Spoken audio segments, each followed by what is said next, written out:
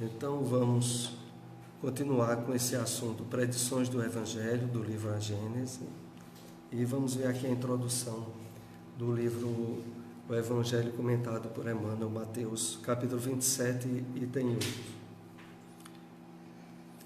Cabe-nos reconhecer que a maioria dos homens continua a irrefletida ação de Judas, permutando o Mestre por vantagens materiais. Irmão em humanidade, que ainda não pudeste sair do campo milenário das reencarnações, em luta por enterrar os pretéritos crimes que não se coadunam com a lei eterna, não troques o Cristo perecível por um punhado de cinzas misérrimas. Então vamos fazer aqui alguns comentários dessa passagem do capítulo 27, versículo 8. Então Emmanuel aqui, ele nos chama a fazer uma consideração bem firme ao dizer: cabe-nos reconhecer que a maioria dos homens continua a irrefletida ação de Judas. Veja o que ele está nos querendo.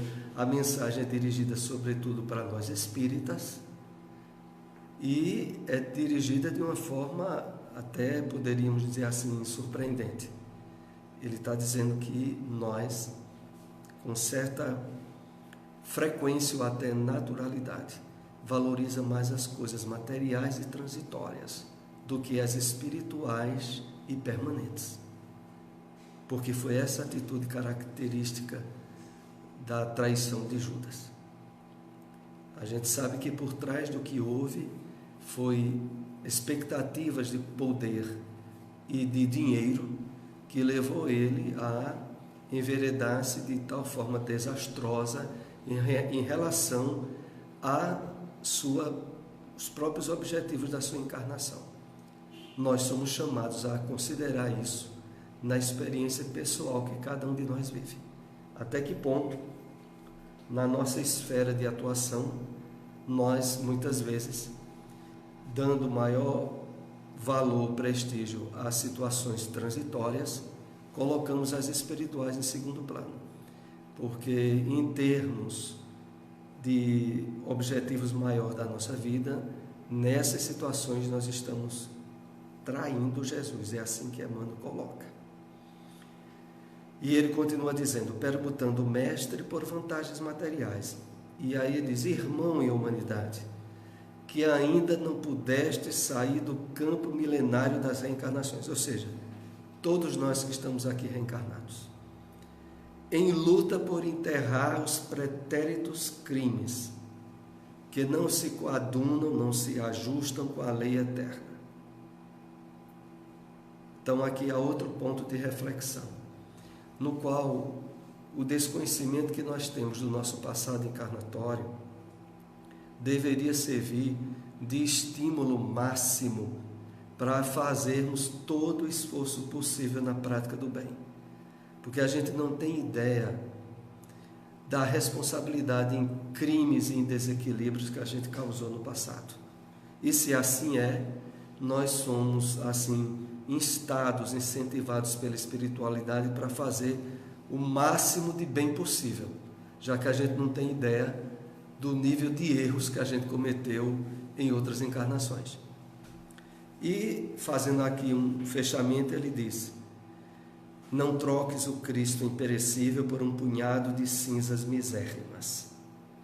O Cristo imperecível é porque não deixa de cada um de nós, em termos espirituais profundos, trazermos as sementes da divindade, o Cristo interno, e que é sufocado em todas as situações aonde nós deixamos que as circunstâncias, possibilidades e valores materiais predominem, porque quando isso ocorre, o nosso espírito, em termos de valores reais e espirituais, perde.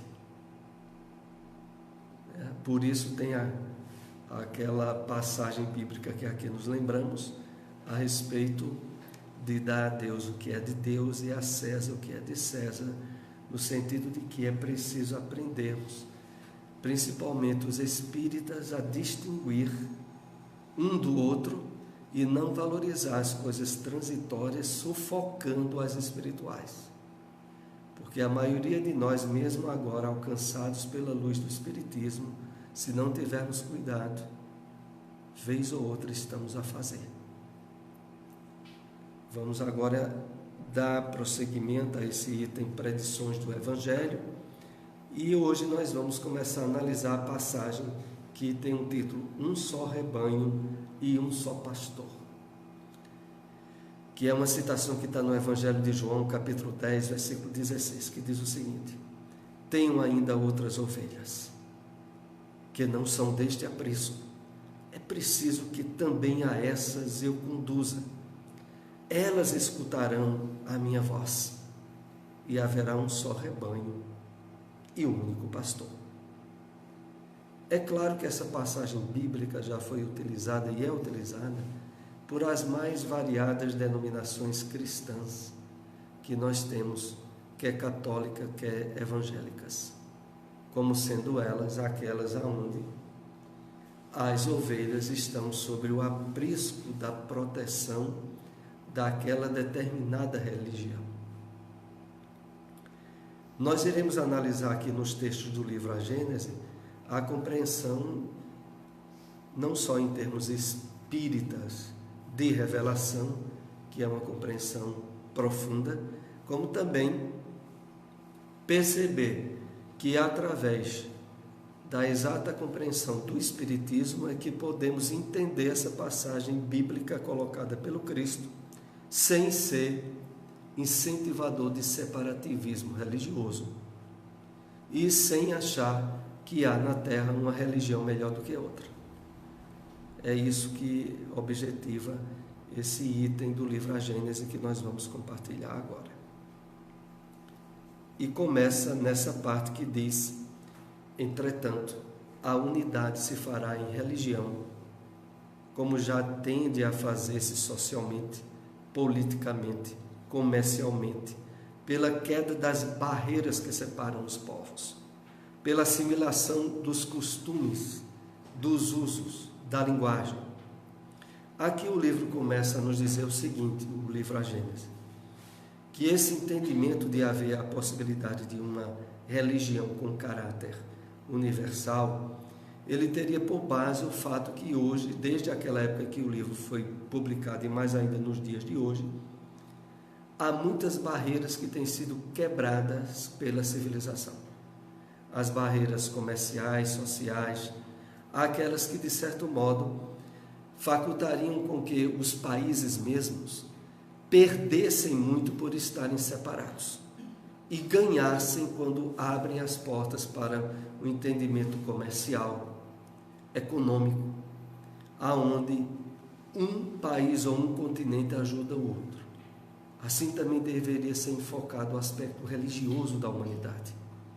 Em vez de haver um incentivo que estabeleceria barreiras na religião que fosse a portadora da verdade, o que é proposto aqui a nós é de que essa compreensão religiosa seria de tal forma a quebrar barreiras.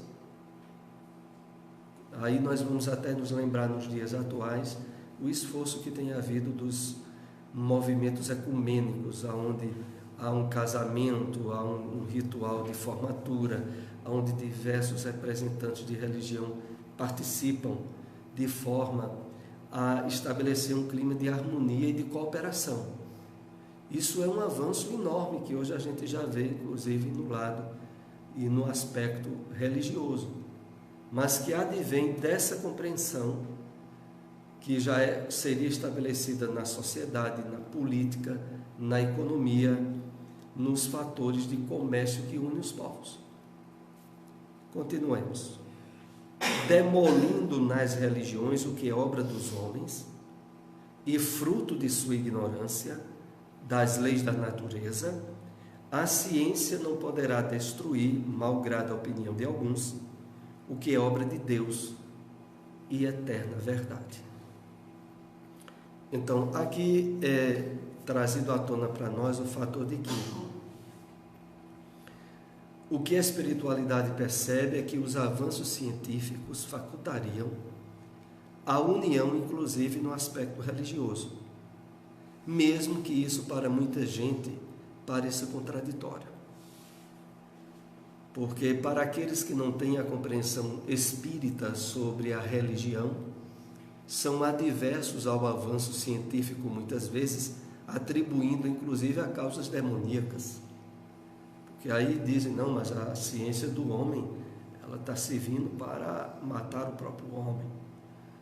Mas a perspectiva espírita que nós temos é que o avanço científico promoverá inclusive a união no aspecto religioso. Porque por mais que a ciência avance, ela não irá de encontro às próprias leis da natureza que estão ligadas aos aspectos da religião em termos de eternidade, de prosseguimento, que é como nós vemos nos dias atuais. Quando a gente reflete de que os grandes avanços nas ciências, como na física, na química, na biologia, têm estabelecido um clima de harmonia e de destaque a muitos princípios espíritas que já vinham desde os livros de André Luiz, a gente tem certeza disso que foi colocado no livro A Gênese. Porque o que foi colocado aí é o quê? É de que o avanço na área científica não iria de encontro aos aspectos das leis da natureza, aos quais a revelação espírita está profundamente associada e que promoverá a abertura nas outras religiões.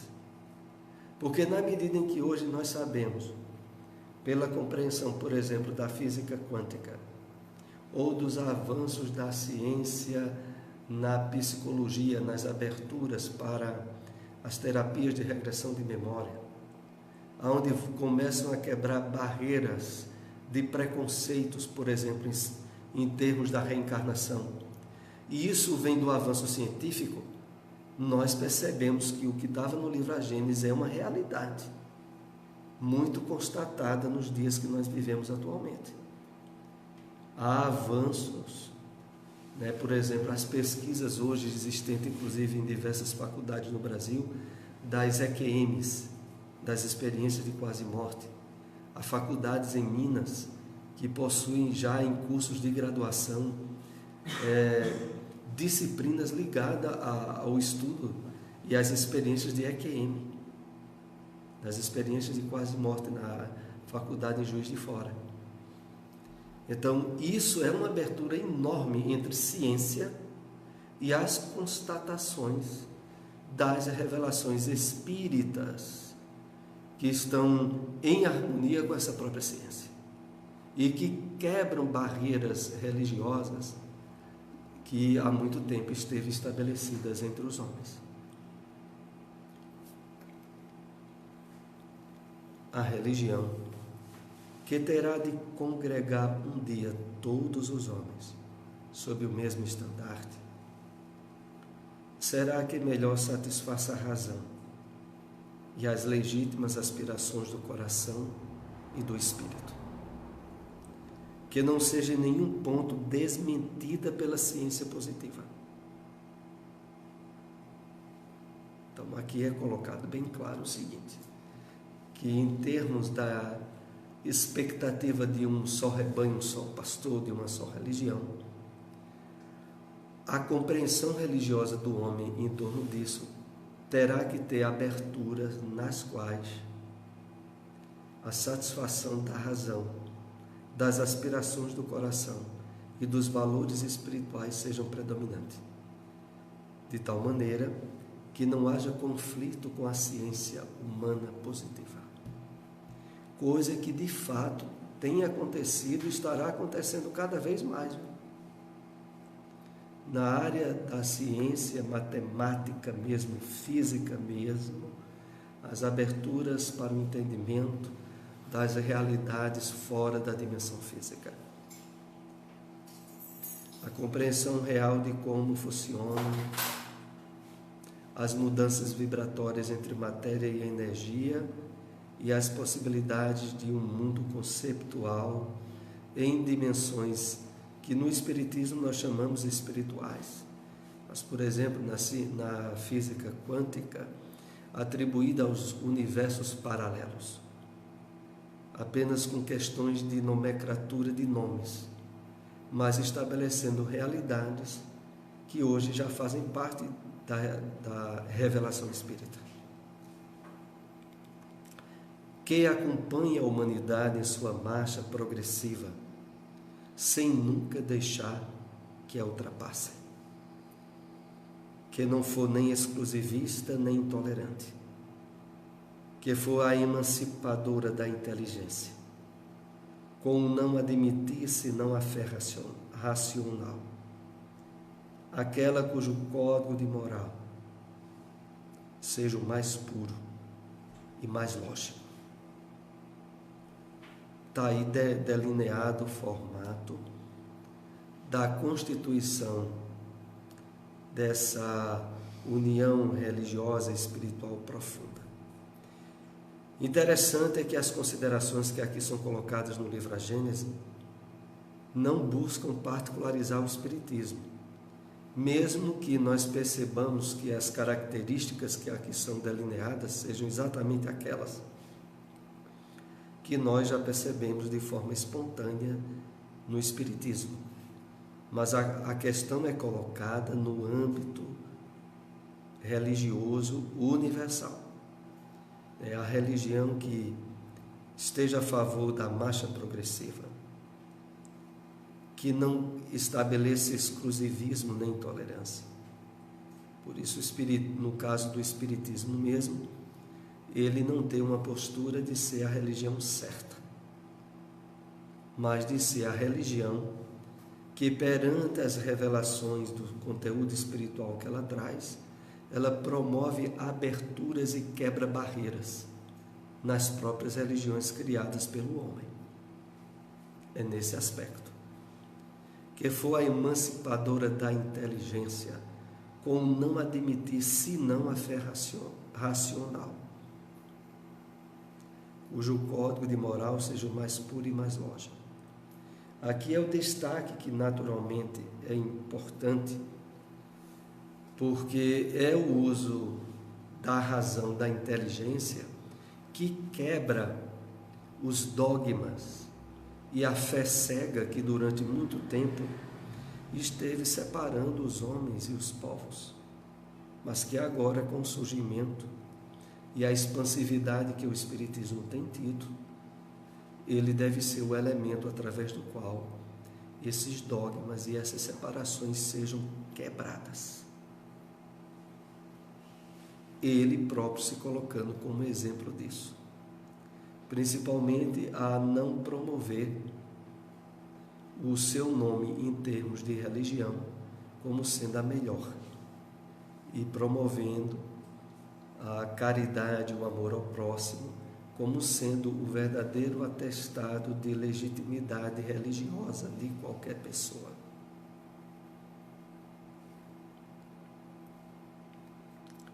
O que alimenta um antagonismo entre as religiões é a ideia generalizada por todas elas de que cada uma tem seu Deus particular e a pretensão de que este é o único verdadeiro e o mais poderoso, em luta constante com os deuses dos outros cultos.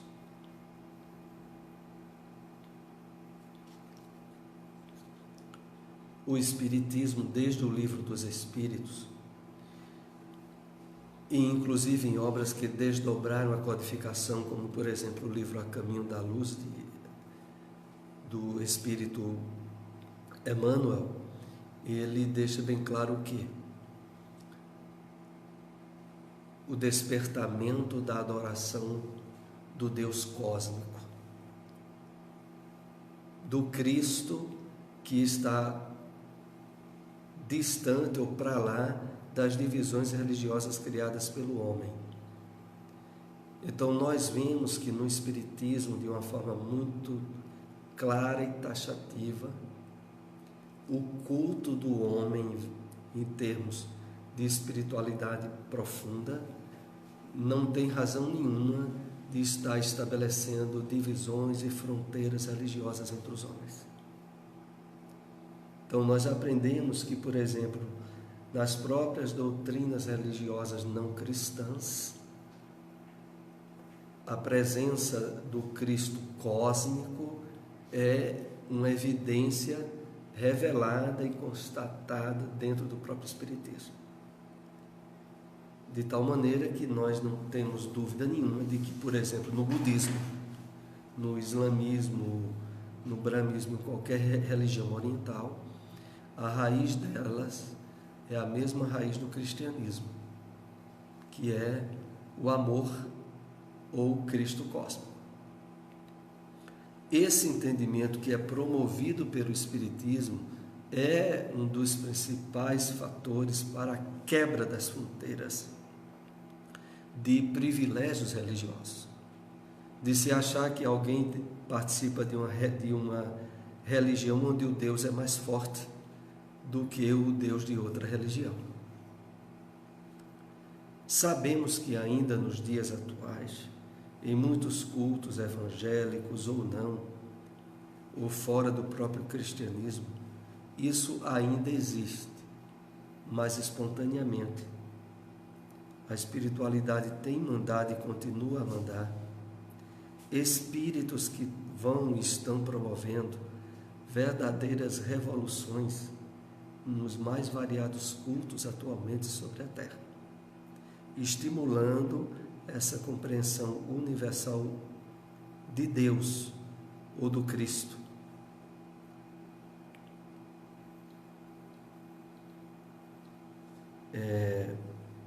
E claro, cortando de uma vez por toda essa luta dos deuses dos demais cultos.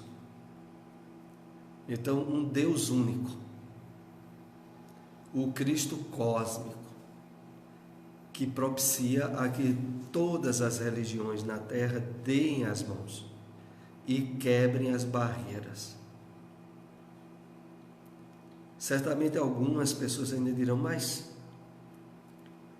há muitas diferenças de liturgias, de cultos em todas essas religiões. Mas as bases profundas que propiciarão a união de todas elas está sendo trabalhado pela própria ciência do homem, que são a imortalidade da alma, a reencarnação, a justiça de Deus, a pluralidade dos mundos habitados. Esses fatores estão por trás desses avanços que eu citei na psicologia e na física quântica e em diversos outros cultos, em diversas outras áreas científicas. Há uma promoção para que essa base, que é a base principal dentro da própria doutrina espírita, esteja sendo implantada e expandida em outras religiões, na medida em que isso passa a ser matéria de ciência e não matéria religiosa. Quando elas se houverem convencido de que só existe um Deus no universo e que, em definitivo, Ele é o mesmo que elas adoram sob os nomes de Jeová, Alá ou Deus, estender-se-ão as mãos umas às outras, grande passo terão dado para a unidade. É nesse ponto que o livro A Gênese faz como que uma premonição, uma espécie de profecia, mais profundamente com base naquele texto do Evangelho atribuído ao Cristo sob um só rebanho, um só pastor. Porque tudo isso que a gente está aqui conversando é sobre aquele propósito da compreensão da passagem bíblica. Então, a partir desse momento em que há abertura para a compreensão de um Deus universal, e que pouco importa o nome que seja atribuído a esse Deus, se é Jeová, se é Alá, ou se é o próprio nome Deus, isso pouco importa. Estender-se-ão as mãos umas às outras, grande passo terão dado para a unidade. essa fase em que nós, na presente encarnação, estamos sendo coparticipantes. Aqui a gente vai analisar agora um segundo tópico ainda no livro A Gênese, que tem a epígrafe Anunciação do Consolador, que começa citando essa passagem do Evangelho, capítulo 14, versículo 15, do Evangelho de João. Mas o Consolador, que é o Espírito Santo, que meu Pai enviará em meu nome, vos ensinará todas as coisas e fará-vos lembreis de tudo o que vos tenho dito.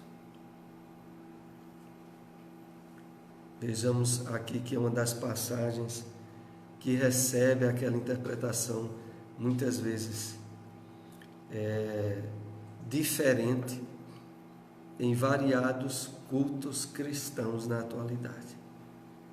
Essa passagem muitas vezes é atribuída ao Espírito Santo que se recebe por ocasião do batismo. Mas a gente percebe que isso é puramente uma interpretação humana, porque levando em conta até inclusive a própria forma literal de colocar, onde Jesus começa a identificar aí certas características, para nós é salientado que esse Espírito Santo, que é o Consolador, ele teria determinadas funções ou atribuições. Entre elas, ensinar todas as coisas, evidenciando que Jesus não tinha ensinado tudo a seus discípulos, já que essa promessa foi feita aos discípulos diretamente. E Jesus já estaria dizendo que esse Consolador viria ensinar todas as coisas. E fará-vos lembreis de tudo que vos tenho dito. Implícita está a ideia de que a realização dessa promessa se daria quando a essência do que Jesus tinha ensinado fosse esquecido. Porque diz assim, vos lembreis de tudo. Então já haveria até um fator de tempo que promoveria um esquecimento que seria suprido pela vinda desse Consolador. Então aqui, nessas primeiras linhas, a gente percebe logo que não se trata de batismo pelo Espírito Santo. Não se trata de algo que fosse se cumprir pouco tempo depois da crucificação de Jesus, porque não teria sido esquecido o que ele havia dito. Inclusive, isso foi preservado vivamente na memória dos discípulos durante dezenas de anos, levando inclusive depois eles a escrever os evangelhos que hoje nós temos na Bíblia. Então, o evangelho foi escrito relatando as passagens da convivência com Jesus, porque o que tinha sido ensinado por ele não tinha sido esquecido ainda. Esse esquecimento seria ao longo da passagem dos séculos. Algo aqui certamente também chega ao entendimento e exige uma explicação, é quando diz assim: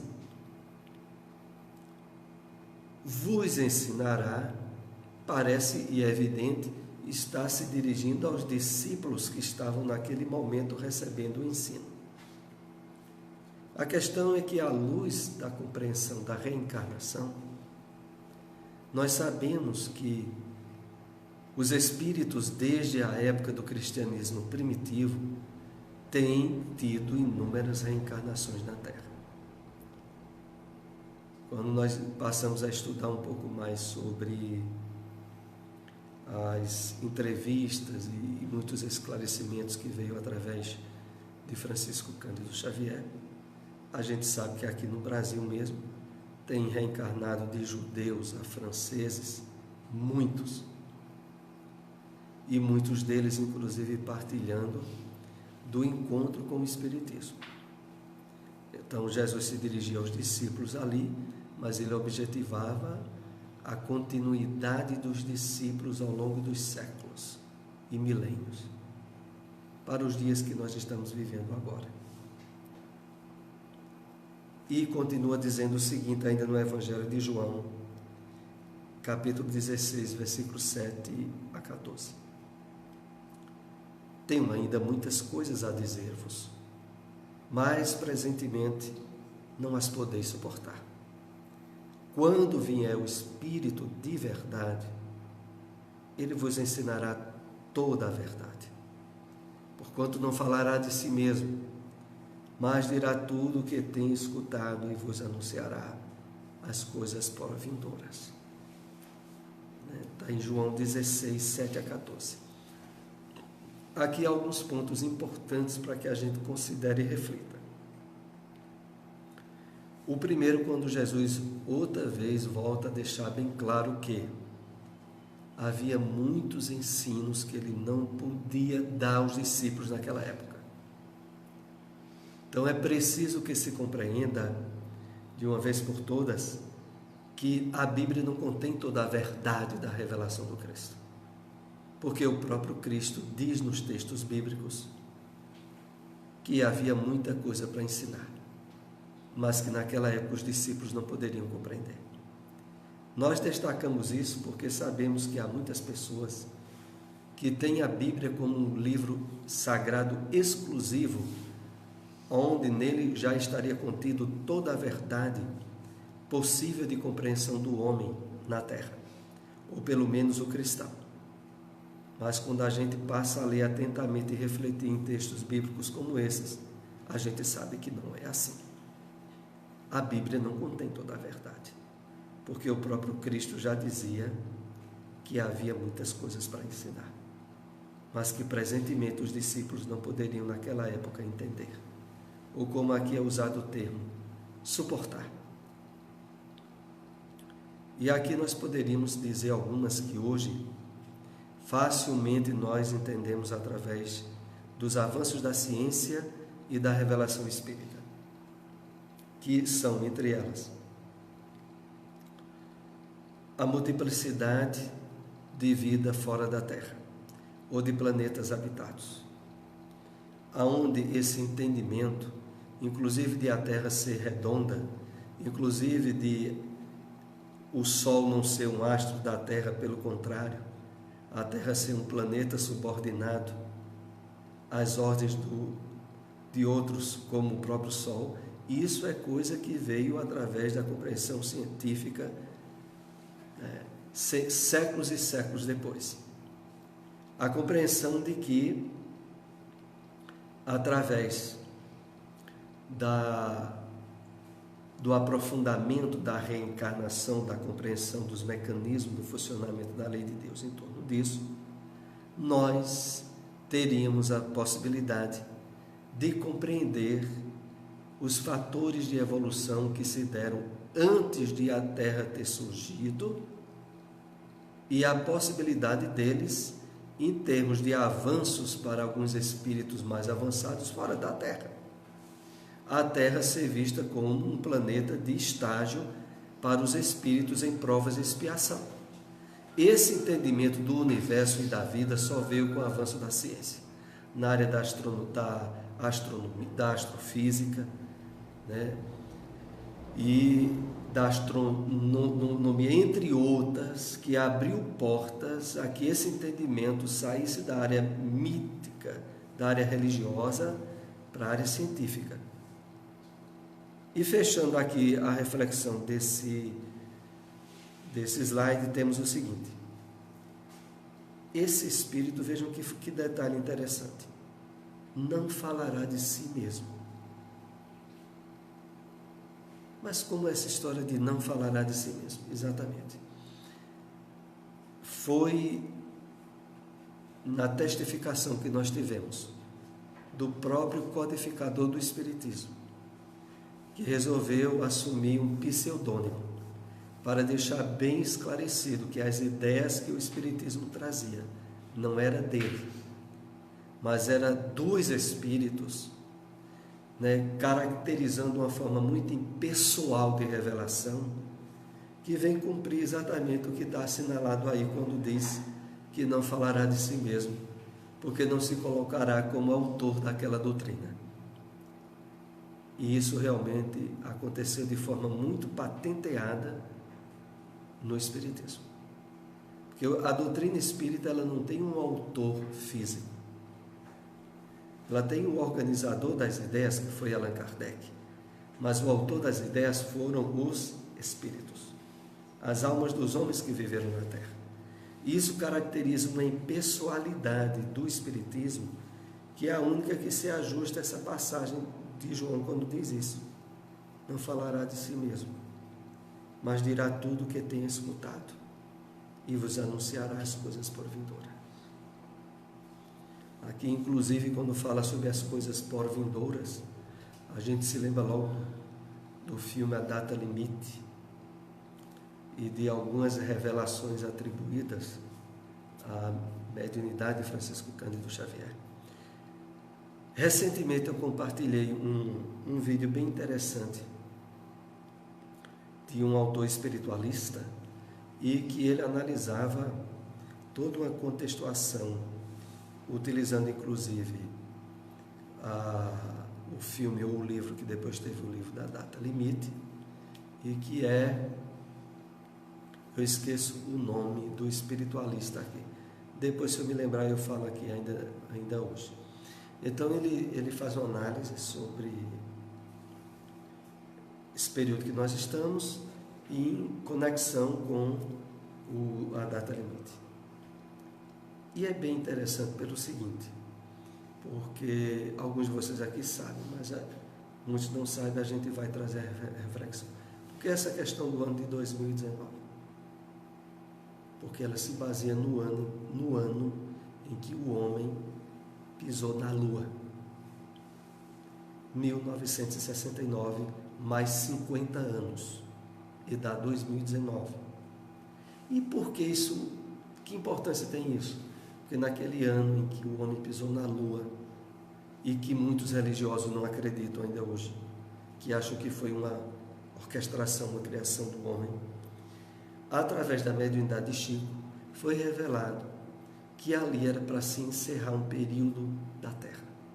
Mas um período da Terra como já aconteceu no chamado continente da Atlântida. Dados históricos relativos à Atlântida é de que hoje o que nós temos por terra foi mar. E o que hoje é mar já foi terra. E que houve uma mudança geológica profunda na Terra. Essa mudança geológica tinha havido face o final de um ciclo. E como é que se deu esse final de ciclo lá na Atlântica? Por questões semelhantes às que a gente vive hoje na Terra.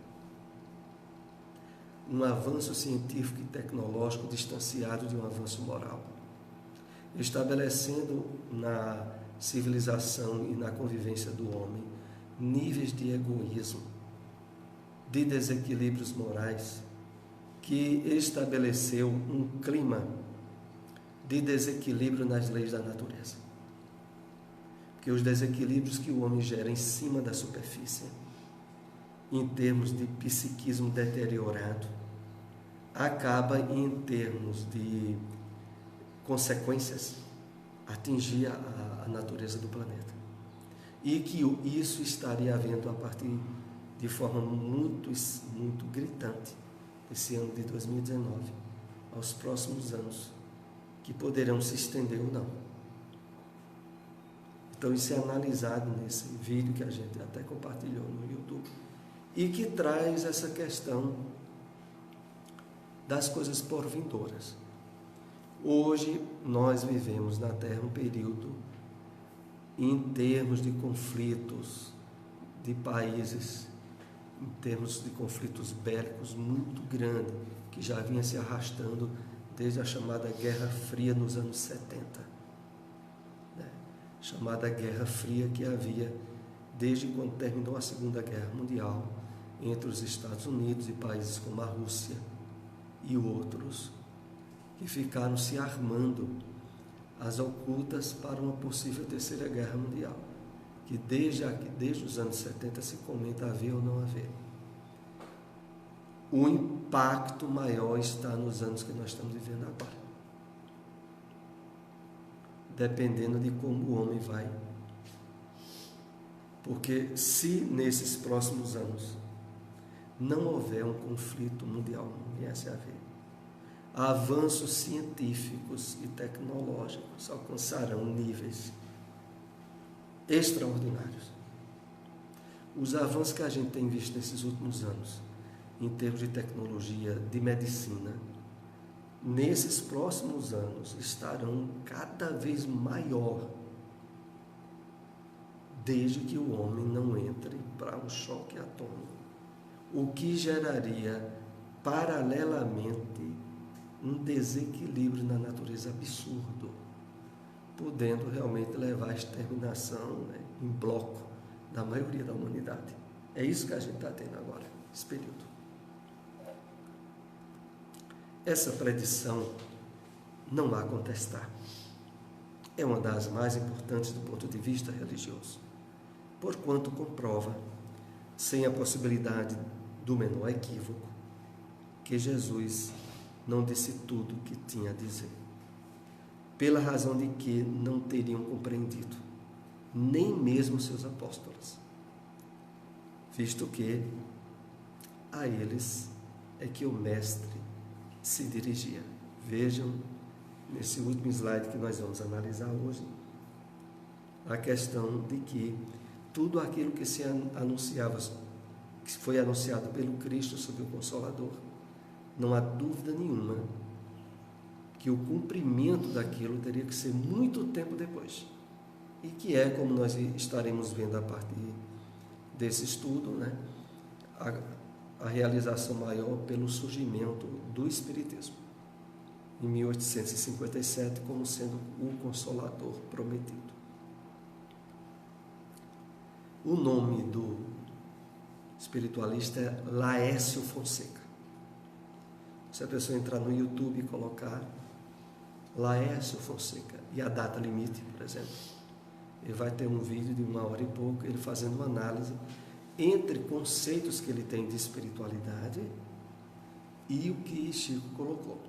Porque, finalizando esse aspecto, alguns dos conceitos interessantes dele se referem às comprovações que sempre existiu desde os anos 70, de discos voadores, de a gente ter aqui na Terra extraterrestres que nos acompanham, de que determinados avanços absurdos estariam por trás da presença deles, e de que esse fator ocorre exatamente na época em que planetas estão para entrar numa fase de transição, aonde isso se dá de uma forma tal a promover, a princípio, o êxito ideal. Mas se a grande maioria da humanidade for pelo lado contrário, aí surgem os desastres, como Jesus até utilizou daquela passagem da destruição de Sodoma e Gomorra, porque ali em Sodoma e Gomorra, em que Jesus fez uma referência, era porque as duas cidades foram destruídas completamente, por causa de que, principalmente, a grande devassidão sexual que o povo tinha. Será que nos faz lembrar alguma coisa dos dias que a gente vive? Eis o problema. Atribuem, inclusive, a grande queda do Império Romano, quando Roma dominava o mundo, justamente a essa área, dos grandes desequilíbrios que estavam entre os líderes do povo romano ligado à sexualidade. Bom, esse é o último slide que nós íamos comentar hoje, e esse assunto nós ainda estaremos fechando na próxima semana. Vamos para a prece de encerramento, né?